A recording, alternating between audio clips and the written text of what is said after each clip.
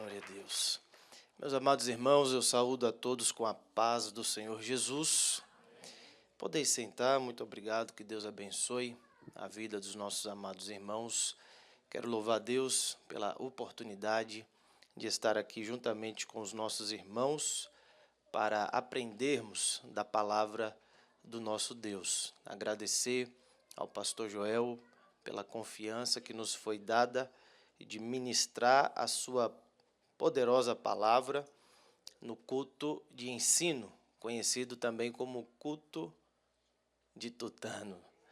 Culto onde nós alimentamos a nossa alma e nos fortificamos cada vez mais, conhecendo com profundidade as sagradas escrituras. E agradecer também ao pastor Ismael, nosso líder, que está aqui conosco. Que Deus abençoe sua vida, ministério, família. Pastor Alcir também, nosso teólogo maior, né? O chefe aí do departamento de teologia. Pastor Itamar, todos os pastores aqui presentes, os amados irmãos, que Deus continue abençoando a vida de cada um de vocês. Eu me sinto muito feliz de poder ministrar a palavra de Deus. Na verdade, é uma realização quando nós podemos servir a igreja naquilo em que fomos chamados, né? Ensinando, pregando, aconselhando, ou seja, exercendo de fato a nossa vocação para a glória de Deus. E hoje nós temos esse desafio, né, de falarmos de um assunto tão complexo e importante, que é o da apologética cristã, com o tema a ciência e a fé. É um tema realmente complexo, não dá para abordar com detalhes todos os assuntos propostos aqui, devido ao tempo, mas nós vamos tentar aqui fazer uma síntese de todos os pontos e elencar aqui os principais pontos, né, de cada tópico, para que os irmãos compreendam e entendam esse assunto que é fundamental para o nosso crescimento e para o nosso desenvolvimento espiritual. Nós vamos começar com a leitura da palavra de Deus, que está registrada em Romanos, capítulo 11. Convido os irmãos para abrirem as vossas Bíblias em Romanos, capítulo de número 11, versículos 33 ao 36.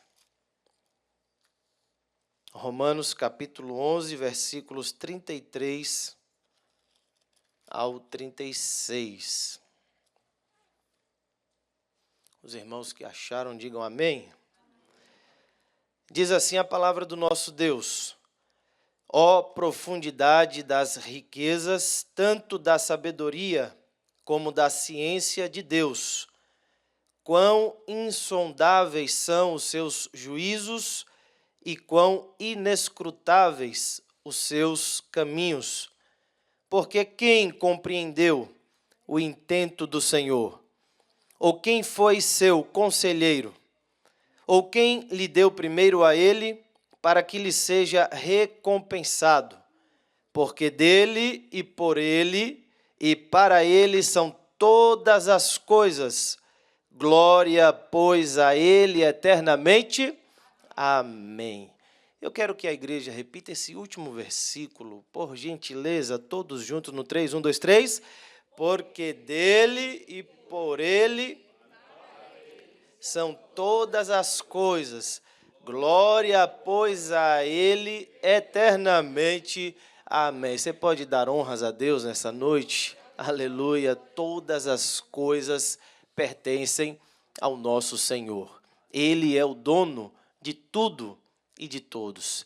E nós louvamos a Deus por sua maravilhosa bondade e misericórdia em nossas vidas. Queridos, sempre que nos deparamos com debates que têm uma temática religiosa, surgem alguns questionamentos. E esses questionamentos devem, né, e são respondidos por meio da apologética cristã, que é o assunto que nós vamos tratar aqui nessa noite. E eu gostaria de frisar aqui com os irmãos sobre a importância da apologética cristã para o nosso desenvolvimento espiritual, para a nossa vida cristã. Mostrar aos irmãos como é importante conhecermos com profundidade a apologética e usar as suas técnicas de argumentação para evangelizar as pessoas, para responder perguntas que às vezes são legítimas ou às vezes são capciosas, na tentativa de atacar a nossa fé e de nos envergonhar. E a apologética, ela vai nos dar condições de responder com clareza, usando o nosso raciocínio lógico, a todos os tipos de questionamentos, na área filosófica, científica, teológica e tantas outras. Certamente, os amados irmãos já se depararam com algumas perguntas que são muito comuns. Por exemplo, quando a pessoa se dirige a você e diz assim: se Deus é bom, por que o mal existe? É uma pergunta comum. Certamente você já ouviu uma pergunta como essa. Não sei se você teve a oportunidade de responder a esta pergunta, mas se você tivesse a oportunidade de responder a esta pessoa, o que você lhe diria? Se Deus é bom, por que o mal existe?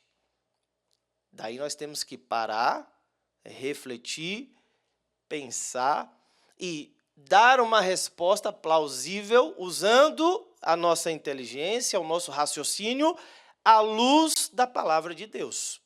Outra pergunta muito comum: se Deus existe, por que tem tanta gente passando fome?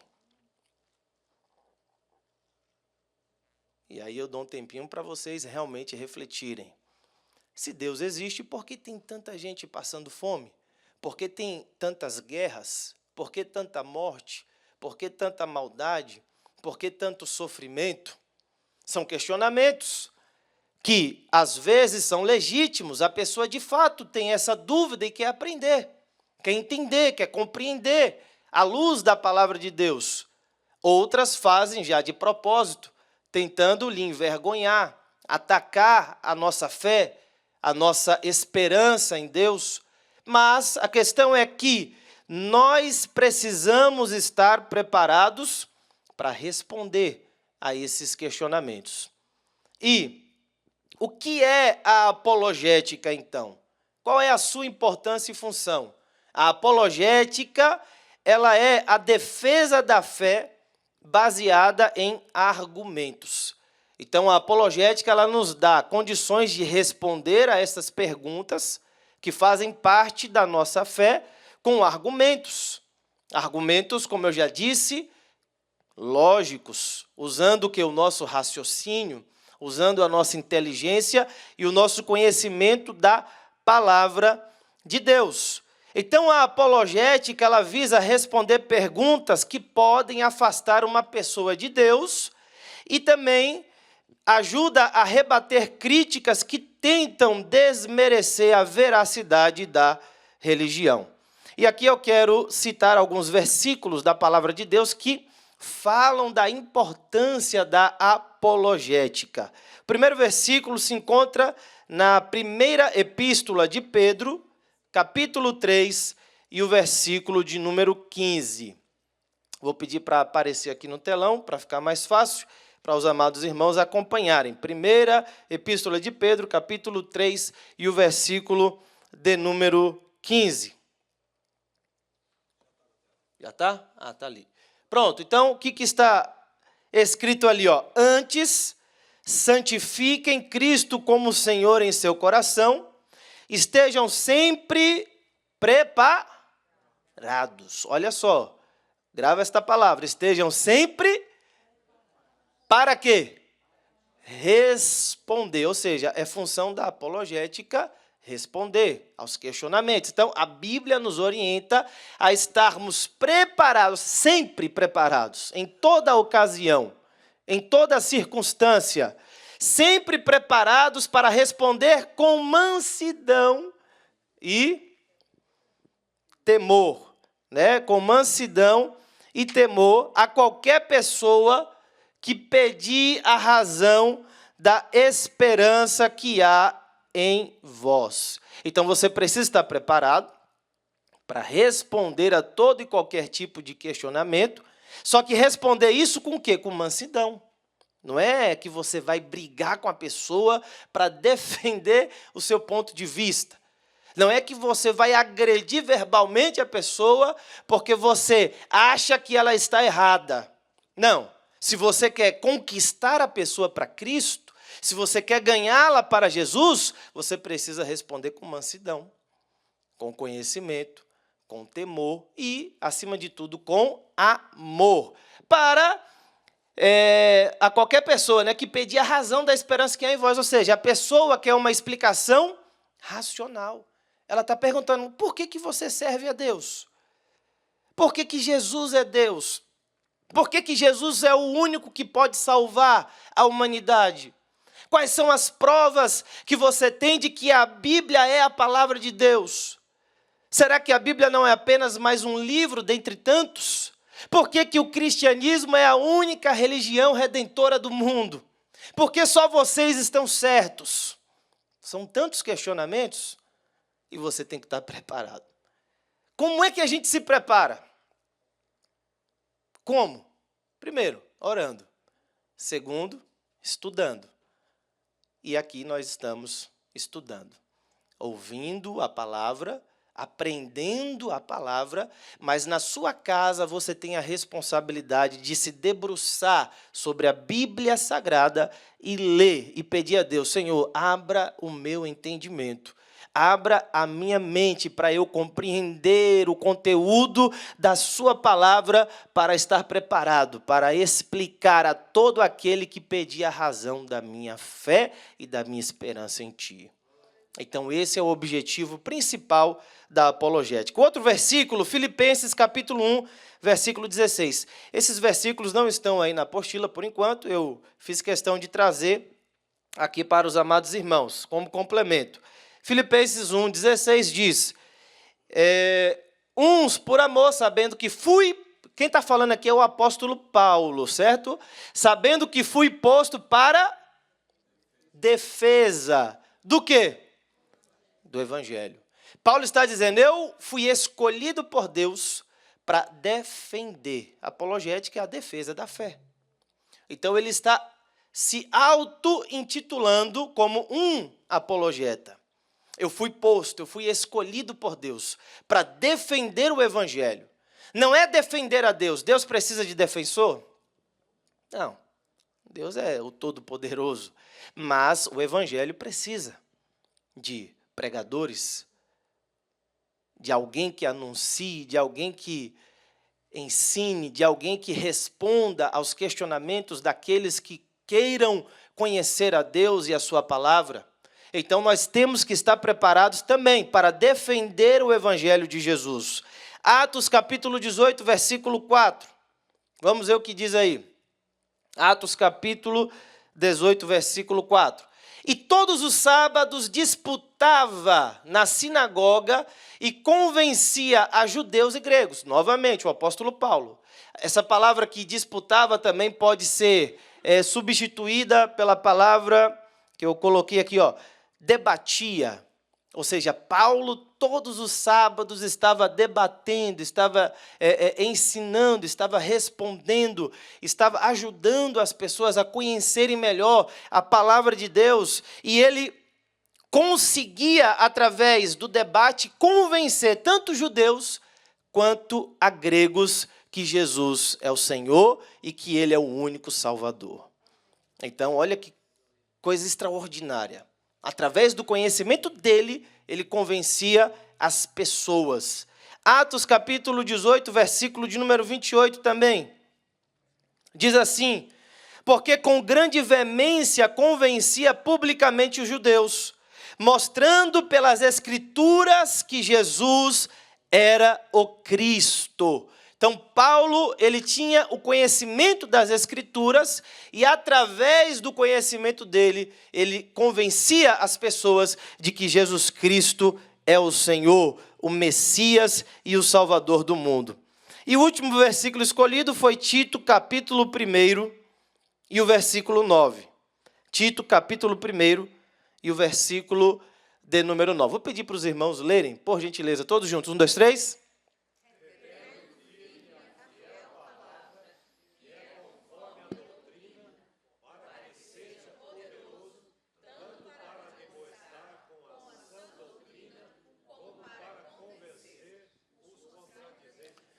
Maravilha.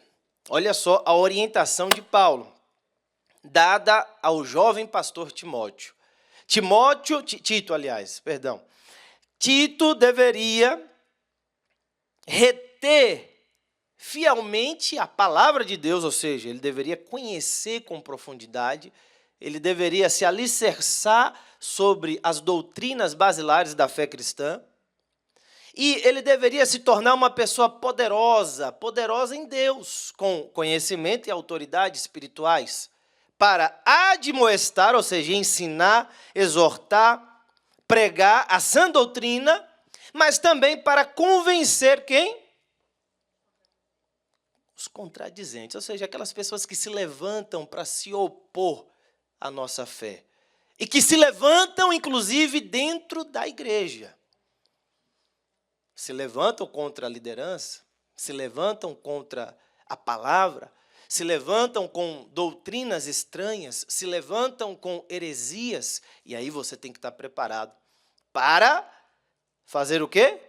Convencer, através do conhecimento das Escrituras, os contradizentes, para que eles não contaminem o rebanho do Senhor Jesus. Ok? Muito bem.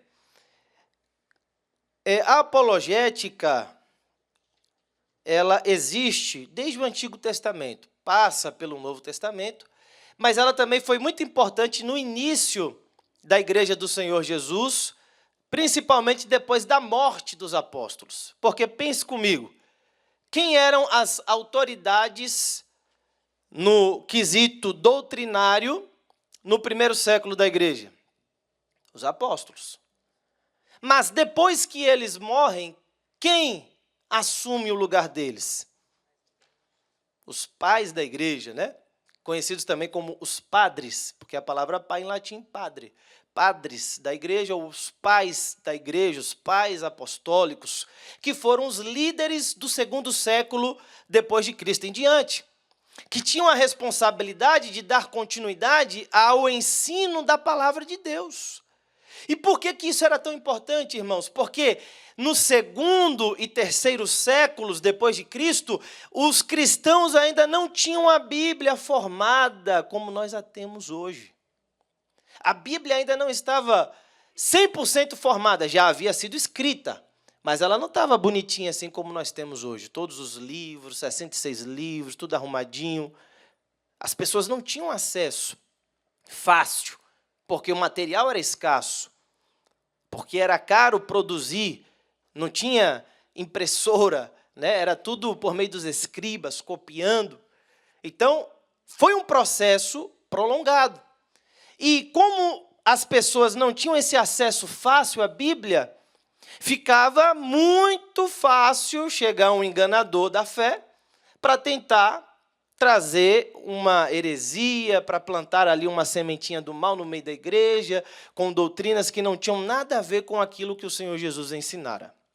Então, os líderes e os pais da igreja tinham a responsabilidade de ensinar fielmente as Sagradas Escrituras e de se proteger contra os ataques que vinham de dentro da igreja e de fora da igreja. Aí nós tínhamos dois tipos de líderes. Tinha os apologistas e tinha também os polemistas. Já ouviram falar dessa expressão? Normalmente, quando a gente fala de polemista, é aquele que traz polêmicas, né? Mas não é esse o sentido. É quase isso. Mas eu vou explicar. O apologista era aquele que defendia a fé cristã dos ataques de fora da igreja, ou seja, de filósofos, de cientistas, de pessoas ateias, né, que não acreditavam em Deus, que tentavam denegrir, né, a imagem do evangelho. Então, o apologista ele defende a fé dos ataques de fora. Os polemistas defendiam a sã doutrina das heresias que surgiam de dentro das igrejas. E foram muitas heresias que surgiram nos primeiros séculos. E se não fosse o trabalho, e se não fosse o conhecimento, e se não fosse a fidelidade desses homens de Deus para conhecer, para se aprofundar na palavra de Deus e para ensinar, pregar e defender a sã doutrina, eu acredito que hoje nós nem estaríamos aqui mais. Já teria virado bagunça. O cristianismo teria se dissolvido. Seria mais um movimento qualquer. Porque se um fala uma coisa, o outro fala outra e todo mundo está certo, vira confusão. Não tem ordem, não tem uma doutrina sistemática. Então, eles foram responsáveis por esta defesa do evangelho, dos ataques que vinham de fora e dos ataques também que vinham de dentro. Aí, na introdução, o pastor, esqueci o nome dele, Marcus Krebs, né? Escreveu aqui um excelente conteúdo. Ele cita dizendo que, na época ali do apóstolo Paulo e dos apóstolos, de modo geral, eles ainda não tinham acesso à ciência como nós a conhecemos hoje, com o método empírico e experimental. Então, a ciência hoje ela é muito mais avançada e rigorosa do que na época dos apóstolos. Mas existia, sim, o conhecimento científico daquele tempo. E os apóstolos precisavam conhecer minimamente a ciência da época, a cultura, a filosofia. E Paulo era um homem que tinha um conhecimento muito grande, muito vasto. Ele conseguia dialogar com qualquer tipo de pessoa, com pessoas culturalmente avançadas, intelectualmente, e com pessoas que não tinham tanto conhecimento. E isso ele demonstra através das suas cartas, das suas epístolas, ao escrever à igreja do Senhor Jesus. E ele cita também aqui na introdução que com o renascimento, que aconteceu aí por volta dos séculos 14 ao 16 depois de Cristo, começaram a surgir vários questionamentos acerca da fé, acerca da sã doutrina, acerca da palavra de Deus. Lembrando que o Renascimento foi um movimento cultural que aconteceu lá na Itália, durante esses períodos, século XIV ao XVI, que trouxe de volta o conhecimento greco-romano da antiguidade, principalmente nas áreas da arte, da ciência e também da filosofia. Mas qual foi o grande problema? É que eles colocaram, nessa época, o homem como centro, como o centro de todas as coisas. Deus já não era mais o centro. Deus deixou de ser o centro do conhecimento para o homem assumir o seu lugar. E com isso surgiram diversos questionamentos, diversas heresias e muitas outras coisas que trouxeram aí dificuldade para o evangelho do Senhor Jesus. E, mais uma vez, Deus levanta homens capacitados para lidar com esses desafios. Desde a antiguidade, Deus sempre levantou homens e mulheres capacitados. Na antiguidade, Deus, por exemplo, levanta vários pais da igreja. A gente pode citar o Santo Agostinho, que foi um renomado teólogo da época, que defendeu a sã doutrina da palavra de Deus. Tertuliano, que defendeu também a sã doutrina da palavra de Deus, principalmente a divindade do Senhor Jesus, a trindade, que estavam sendo atacadas por pessoas de dentro da igreja e também por pessoas de fora. Então, se hoje nós temos uma doutrina unificada acerca da trindade, acerca da divindade de Jesus, nós devemos também a esses homens que batalharam fielmente pelo evangelho e pela sã doutrina da igreja. Tomás de Aquino também, que trouxe uma grande contribuição para a apologética cristã, pois ele, através do raciocínio lógico, da filosofia e da teologia, trouxe uma grande contribuição, né, para o cristianismo. Lembrando que ele escreveu um livro chamado A Suma Teológica. O que é a Suma Teológica? Suma significa o quê? Resumo, né? É um livro pequenininho, dá para a gente ler em um final de semana. Tem 4.000 e poucas páginas, né? Imagine só um homem escrever, apenas em um dos livros dele, viu?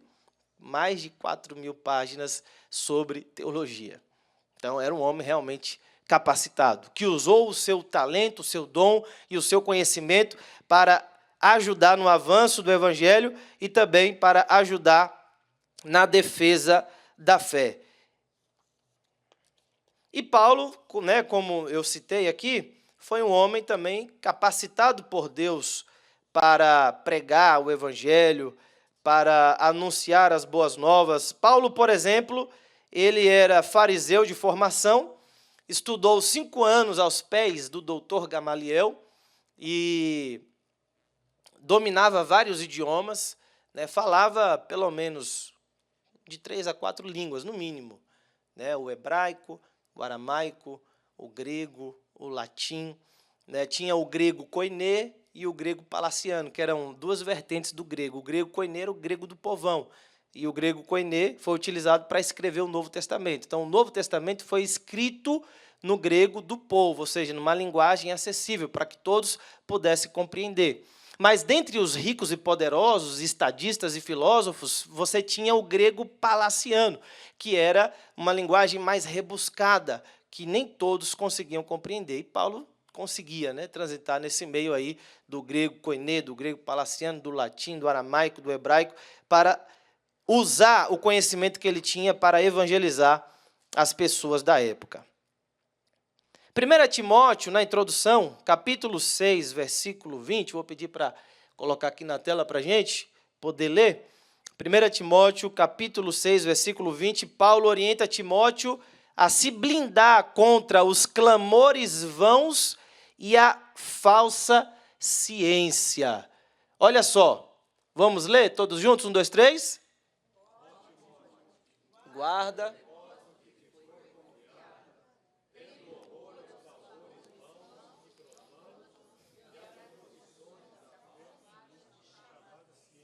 Pronto, Paulo aqui está orientando Timóteo. Timóteo, primeiro, guarde o que te foi confiado, conheça com profundidade, guarde em seu coração, guarde na sua mente a palavra de Deus para ensinar a igreja e também para você se blindar contra o quê? Contra os clamores vãos e a falsamente chamada ciência. Ou seja, naquela época tinham debates que eram insignificantes, que eram vãos, não traziam edificação nenhuma. Sabe quando a gente começa a debater alguns assuntos que são intermináveis, que a gente sabe que não vai produzir nada? Né? Quando eu entrei, por exemplo, no seminário de teologia, lá em Pindamonhangaba, no IBAD, em regime de internato, discutia-se muito, e até hoje, né, a questão da predestinação. A predestinação é pela presciência, Deus, de fato, deu livre-arbítrio ao ser humano, você foi eleito por Deus desde a fundação do mundo, de forma incondicional ou de forma condicional, e aí ficava aqueles debates. E, sinceramente, isso traz edificação em quê? Claro que é uma doutrina importante, mas o mais importante é crer em Jesus como o seu único e suficiente Salvador. É saber que Ele é o único caminho que nos leva até o Pai. E se Ele nos predestinou pela sua presciência ou não, o importante é que hoje eu tenho certeza da minha salvação, da minha fé nele, e que eu fui lavado pelo sangue de Jesus e que meu nome está escrito no livro da vida.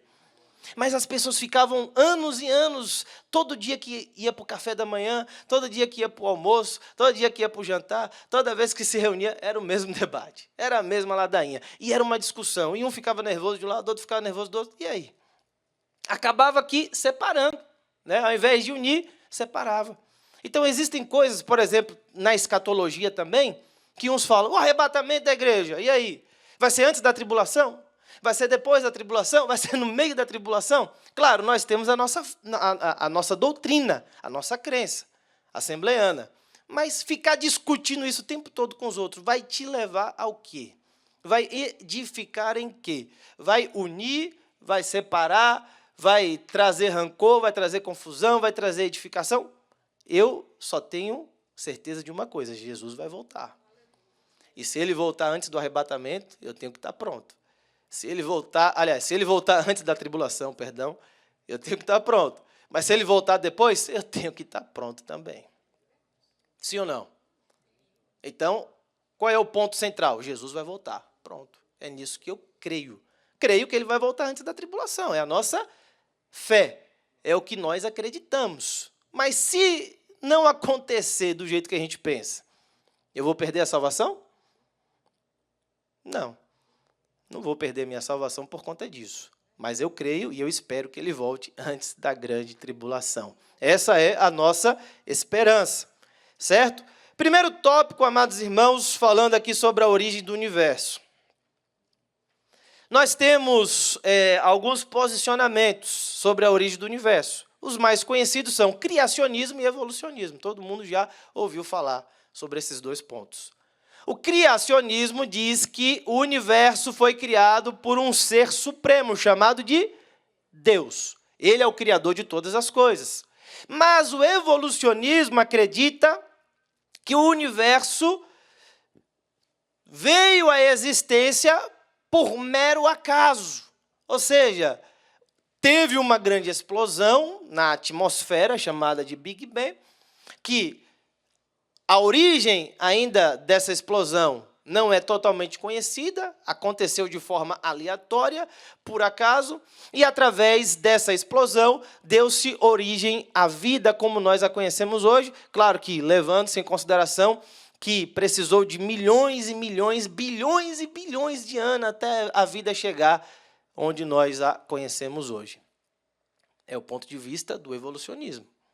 Mas nós cremos pela palavra de Deus que Deus é o criador de todas as coisas. Você não evoluiu de um ancestral comum do macaco.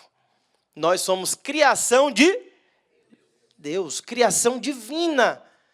Deus criou o mundo a partir do nada. Aí tem aqui uma parte que ele fala, né, cadê visão bíblica, descrição, um pouquinho, acho que depois aqui, cadê criação do nada? Tem aí, deixa eu pegar aqui na minha apostilazinha, ex nihilo, né, ele usa essa expressão sobre página 3, né? Aí no início, a Bíblia ensina que Deus criou o universo ex nihilo, ou seja, do nada, como relatado em Gênesis, capítulo 1, versículo 1. No princípio criou Deus os céus e a terra, ou seja, ele criou do nada, não existia nada antes. A expressão hebraica aqui é Bereshit bara Elohim, criou Deus os céus e a terra, criou Deus do nada. A expressão bara aqui no hebraico é criar do nada. Ou seja, não existia nada. Mas Deus é poderoso para trazer à existência aquilo que não existe. E somente Deus pode fazer isso através da sua poderosa palavra. De tal forma, irmãos, que nós acreditamos que Deus ele é a causa suprema de todas as coisas. Né? Como diz aqui na página de número 4, no último parágrafo, o argumento cosmológico, Kalam, é frequentemente utilizado para apoiar essa visão. Tudo que começa a existir tem uma causa. O universo começou a existir, logo o universo tem uma causa. E quem é a causa suprema? Quem é a causa primeira de todas as coisas? Deus, ou seja, aquele que não é causado por nada. Porque o Big Bang foi uma reação a alguma outra coisa. Mas o que deu origem ao Big Bang? Aí os cientistas podem argumentar, foram os gases estelares, as poeiras de não sei de onde, que entraram em choque com a atmosfera terrestre e produziu o Big Bang. Mas de onde vieram os gases, de onde vieram as poeiras, de onde vieram as estrelas? Veio do buraco negro de não sei de onde veio esse buraco negro, de onde veio... Vai ter que chegar em Deus em algum momento, não tem para onde correr. Não vai ter mais explicação. Ele é a causa suprema, ou seja, aquilo que não foi causado por mais nada. É o Criador de todas as coisas. Amém? Glória a Deus. Colossenses 1,16. Porque nele foram criadas todas as coisas que há nos céus e na terra, visíveis e invisíveis. Tudo foi criado por ele e para ele. Ok. Tópico 2. A origem da vida. A origem da vida. A palavra afirma que Deus criou a vida diretamente, como narrado em Gênesis. Gênesis capítulo 2, versículo de número 7. E formou o Senhor Deus o homem do pó da terra, e soprou em suas narinas o fôlego da vida, e o homem foi feito alma vivente. Ou seja, Deus criou o ser humano com as suas próprias mãos. Ou seja, uma criação imediata. Existem dois tipos de criação. A criação mediata, quando Deus usa um terceiro elemento, ou seja, a sua palavra, um intermediário. Deus usou a palavra dele para criar o quê? O universo, a natureza, os animais. Haja luz, haja terra, haja água, haja flores, árvores, animais, cada um segundo espécie. Deus foi falando. Então, a criação da natureza e dos animais foi a criação mediata, ou seja, por intermédio da palavra de Deus. A terra foi produzindo as coisas que Deus foi falando. Mas a criação do homem foi de forma imediata, ou seja, não teve intermediário. Foi com as próprias mãos de Deus. Ele colocou a mão no barro e criou o ser humano. E soprou em suas narinas o seu fôlego de vida. Então, a nossa criação foi única e exclusiva. Nós somos, de fato, a coroa da criação divina. E aí, temos a ciência chama de teoria, que nós cremos que, de fato, é isso que aconteceu, do design inteligente. O que o design inteligente ensina? O design inteligente é uma teoria que argumenta contra a evolução darwiniana ao destacar a complexidade irredutível de certos sistemas biológicos. Aí Michael Berry, um dos principais defensores dessa visão, argumenta que certos sistemas biológicos são tão complexos que não poderiam ter evoluído através de mutações aleatórias e seleção natural. Essa complexidade sugere a mão de um designer inteligente, ou seja, alguém que pensou, alguém que arquitetou, alguém que planejou, alguém que viu antecipadamente as coisas. Porque o nosso organismo é tão complexo que seria impossível ele ter evoluído aleatoriamente durante milhares e milhões de anos até chegar aonde ele está. Certo?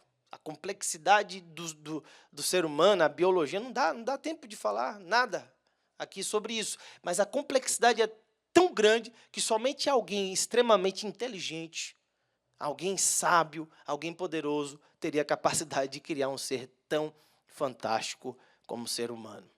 E não só o ser humano, mas a natureza também.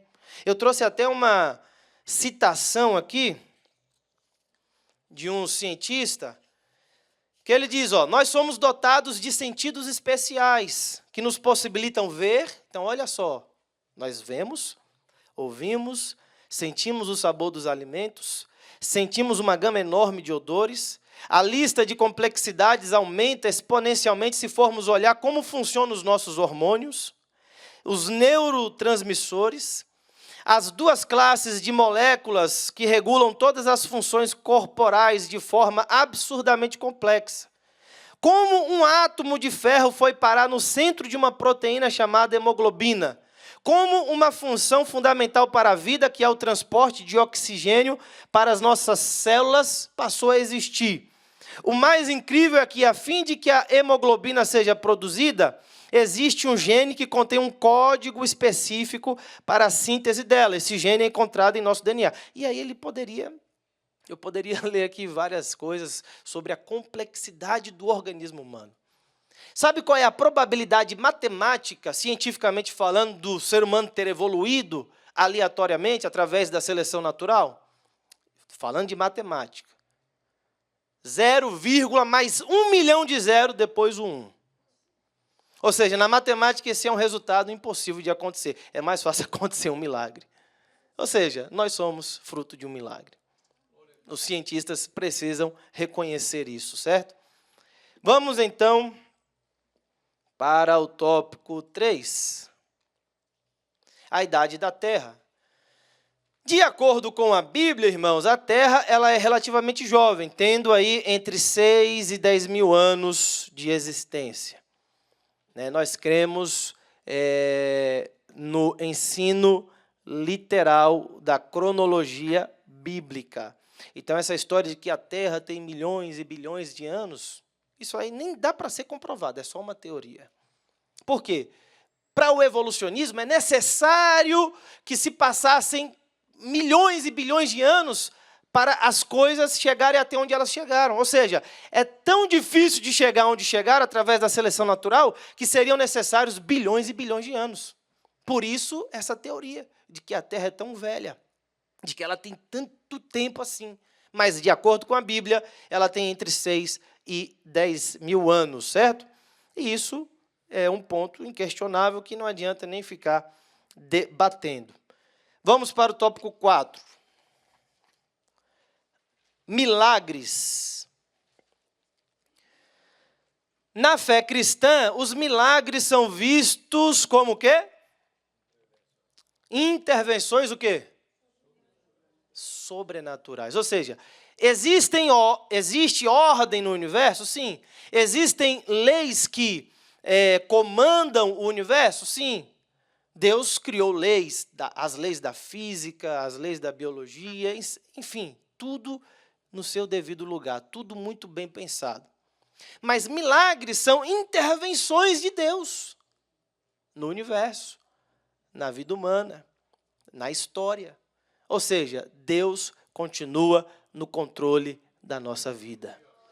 Deus continua no controle do universo. Deus continua no controle da história. Ele é soberano. E se Ele quiser realizar um milagre na minha vida, na sua vida, Ele realiza. Porque Ele é poderoso. Porque Ele ainda cuida dos seus filhos. Quantos aqui já experimentaram um milagre aí da parte de Deus? Todos aqui têm um testemunho maravilhoso para contar. São muitos os milagres que Deus tem realizado. Então, é mais uma prova de que Deus está no controle da história. O argumento apologético, C.S. Lewis, em seu livro Milagres, argumenta que se Deus criou as leis da natureza, Ele também tem o poder de suspendê-las. Ou seja, quando Deus parou, entre aspas, o sol, que na verdade a terra parou, foi uma intervenção de Deus na natureza. Quando Jesus anda sobre as águas, quando Deus abre o mar vermelho para o povo de Deus passar, intervenções de Deus na natureza, certo?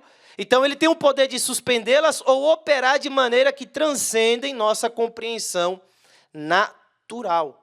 E aqui ele vai falar sobre a ressurreição do Senhor Jesus, que já emenda com o tópico 5. Então, vamos aqui para o tópico 5, ressurreição e vida após a morte. Falando sobre a ressurreição do Senhor Jesus, nós cremos que Jesus morreu pelos nossos pecados na cruz do Calvário e que ao terceiro dia Ele ressuscitou. Nós temos diversas evidências, eu vou citar apenas 5 evidências da ressurreição de Jesus. Primeiro, a história. A história conta claramente sobre a vida, sobre a existência, sobre os ensinos, sobre os milagres do Senhor Jesus e como o Senhor Jesus conseguiu dividir a história em duas partes, antes e depois dele. Somente Jesus teve esse poder de dividir a história no meio. Então, a história é uma prova de que Jesus existiu e de que Ele, de fato, ressuscitou. Depois, o sepulcro vazio. Isso aqui os irmãos já devem saber, não dá também tempo de explicar. Mas seria praticamente impossível para os discípulos roubarem o corpo de Jesus como eles foram acusados na época pelos fariseus. Era praticamente impossível. Então, o sepulcro vazio já é mais uma evidência. A terceira evidência foram as aparições do Senhor Jesus. Jesus apareceu para os discípulos com o seu corpo ressurreto. Jesus apareceu para as mulheres. Jesus apareceu para diversas pessoas durante alguns dias. Então, isso é mais uma prova. A quarta evidência, o testemunho ocular de testemunhas atestadas como sinceras. Ou seja, essas pessoas que viram Jesus ressurreto foram tão impactadas pelo poder de Deus que elas foram capazes de dar a sua vida por amor a Cristo. Então, a vida delas foi radicalmente transformada. Então, se Jesus não tivesse ressuscitado, tudo continuaria como estava.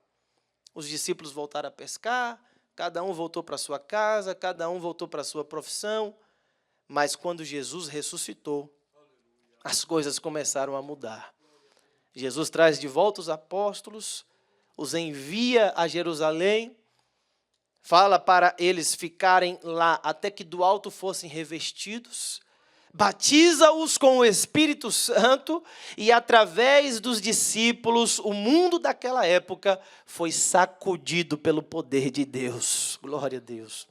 Foi transformado. E as pessoas estavam tão convictas de que Jesus tinha ressuscitado que elas entregaram a sua própria vida. Então, não existe prova maior do que essa.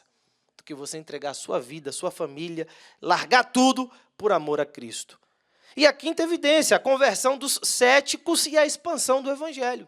Quantos céticos se convenceram de que Jesus é o Senhor do universo, é o Messias, é o Salvador do mundo, é o único Senhor das nossas vidas? Como o Evangelho cresceu e se expandiu de forma assustadora naquela época. Então, são evidências da ressurreição do Senhor Jesus. E se o Senhor Jesus ressuscitou, nós também ressuscitaremos. Você crê nisso? Aleluia, glória a Deus. 1 Coríntios 15, 20 em diante. Mas, de fato, Cristo ressuscitou dentre os mortos e foi feita as primícias dos que dormem, porque assim como a morte veio por um homem, também a ressurreição dos mortos veio por um homem. Tópico 6, a consciência e a alma. Vocês estão vendo que é muita coisa, né? Me perdoe, passei um pouquinho do horário, mas já estou finalizando. Tópico 6, a consciência e a alma. O cristianismo ensina que os seres humanos possuem uma alma imortal, que é a essência de nossa identidade, consciência e moralidade. A alma é a criação, a alma é criada por Deus e continua existindo após a morte do corpo.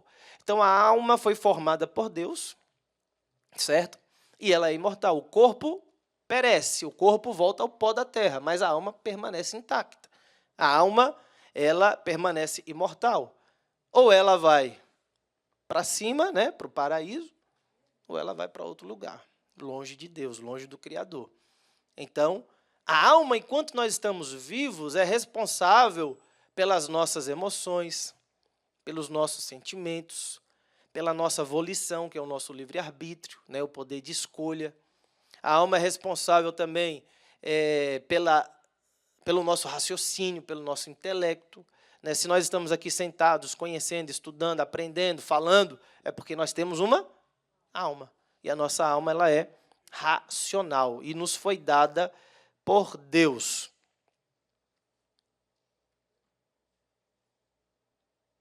E o nosso espírito, né? Aqui ele fala da alma, mas o nosso espírito também nos foi dado por Deus e é responsável pela nossa consciência. Então, enquanto a alma é responsável pelo nosso intelecto e raciocínio, o nosso espírito é responsável pela nossa fé, ou seja, é o que nos conecta a Deus, e também pela nossa consciência. Você tem consciência de que você existe? Você tem consciência de que você pode aprender as coisas? O animal tem consciência de que ele existe? Ele tem consciência de que sabe alguma coisa? Ele reflete sobre os seus próprios pensamentos? Você pode parar e começar a pensar sobre o que você está pensando agora. Sim ou não? Isso é o poder de reflexão, de consciência. que nos foi dada por Deus e que nos diferencia dos animais. E, através da nossa consciência, nós podemos também chegar ao conhecimento da palavra de Deus e da vontade de Deus para a nossa vida, né? Porque nós temos também o nosso livre-arbítrio. E, número 7, o último tópico aqui.